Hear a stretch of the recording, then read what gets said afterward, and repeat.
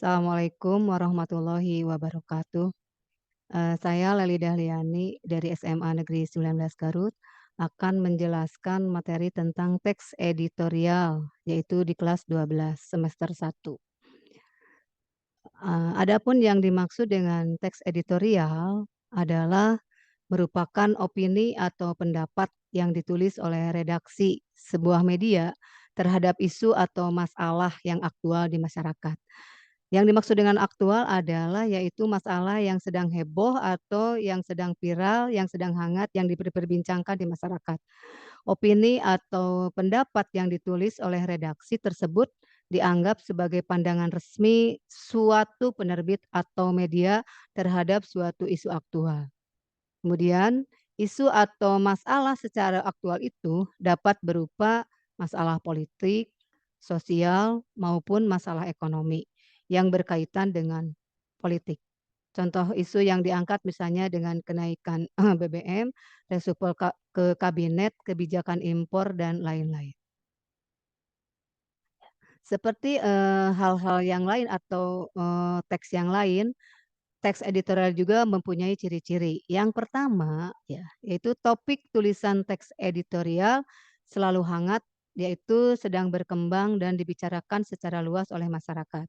Kemudian bersifat aktual dan faktual. Ciri yang kedua yaitu teks editorial bersifat sistematis dan logis. Yang disebut sistematis yaitu teks editorial harus memiliki hubungan dengan struktur atau kaidah kebahasaan. Kemudian yang disebut logis yaitu teksnya itu harus masuk akal atau bisa, dipahami oleh para pembaca. Kemudian ciri yang ketiga, teks editorial itu merupakan sebuah opini atau pendapat yang bersifat argumentatif. Jadi argumentatif itu fakta-fakta yang benar-benar kenyataan tidak direkayasa yang sedang hangat diperbincangkan di masyarakat. Kemudian nomor 4, teks editorial itu harus menarik untuk dibaca karena ditulis dengan menggunakan kalimat yang singkat, padat, dan jelas. Selain, ciri-ciri ya, teks editorial juga mempunyai struktur, yaitu struktur teks editorial itu ada 3. Yang pertama pengenalan isu atau juga disebut, tesis atau juga disebut penyampaian pendapat. Di dalam tesis, yaitu bagian yang berisi sudut pandang penulis tentang isu atau masalah yang dibahas. Pada bagian ini biasanya berisi peristiwa, persoalan bersifat aktual, fenomena dan kontroversial. Aktual artinya masalah yang sedang hangat ya, yang sedang heboh, yang banyak diperbincangkan di masyarakat. Yang disebut fenomenal yaitu, masalah yang luar biasa atau masalah yang hebat ya, yang bisa dilihat oleh panca indera. Kemudian yang disebut dengan kontroversial yaitu yang menimbulkan perdebatan. Kemudian nomor 2, struktur teks editorial nomor 2 yaitu argumentasi. Argumentasi merupakan alasan bukti yang digunakan guna memperkuat pernyataan dalam tesis.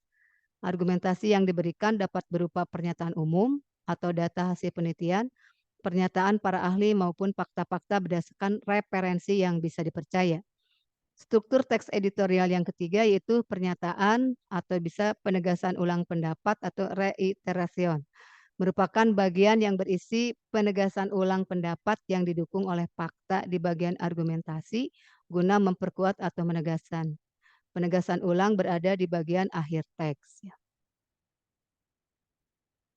Kemudian selain struktur teks editorial ada juga kaidah kebahasaan teks editorial.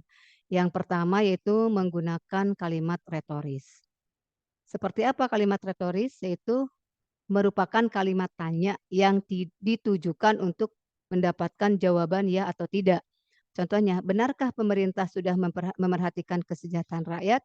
Berarti kan jawabannya antara ya dan tidak. Kemudian nomor 2 menggunakan kata populer ya. Kata populer yaitu kata-kata yang mudah dipahami oleh orang banyak. Contohnya terkaget-kaget, pencitraan, menengarai, dan lain-lain. Kemudian nomor 3 menggunakan kata ganti penunjuk. Kata ganti penunjuk yang merujuk pada waktu, tempat, peristiwa, atau hal lainnya yang menjadi fokus ulasan ya. Kata ganti penunjuk itu misalkan contohnya ini, itu. Nomor 4 yaitu penggunaan konjungsi kausalitas ya. Konjungsi kausalitas yaitu konjungsi yang, eee, disebut konjungsi sebab akibat, yaitu contohnya sebab, karena, sehingga, oleh sebab itu. Hal ini terkait dengan penggunaan sejumlah argumen yang dikemukakan redaktur berkenaan dengan masalah yang dikupasnya. Selain itu ada juga kaidah kebahasaan yaitu menggunakan perba material, perba mental, dan perba relasional. Demikian penjelasan saya tentang teks editorial, mudah-mudahan bermanfaat, khususnya bagi saya umumnya bagi, siswa-siswa yang ada di kelas 12 ya. Wabillahi taufiq wa hidayah. Wassalamualaikum warahmatullahi wabarakatuh.